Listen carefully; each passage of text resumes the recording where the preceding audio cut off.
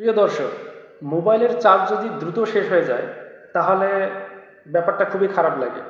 আপনি দেখা গেলো যে মোবাইলে চার্জ দিলেন, কিন্তু দেখা গেলো যে আপনার সারাদিন কিংবা 2-3 ঘন্টা নাই যেতে মোবাইলের চার্জ অনেকটা শেষ হয়ে গেল। তো এই সমস্যাটার জন্য আপনাকে যেটা করতে হবে, মোবাইল থেকে একটা শুধু সেটিংস শুধু বন্ধ করে দিন, তারপর এই সমস্যাটা আপনার ঠিক হয়ে যাবে।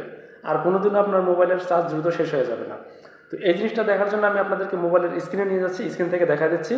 আপনারা এই জিনিসটা করলে এই সমস্যাটা থেকে সমাধান পেয়ে যাবেন। তো চলুন স্ক্রিনে চলে যাই। এখন আপনি করবেন কি, আপনার ফোনের যে সেটিংস অ্যাপটা আছে এই সেটিংস অপশনে চলে যাবেন।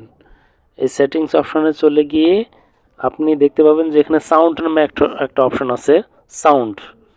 আপনি আপনার ফোনের সেটিংসের এই সাউন্ডে গিয়ে এই সাউন্ড অপশনটাতে একবার ট্যাপ করে দিবেন।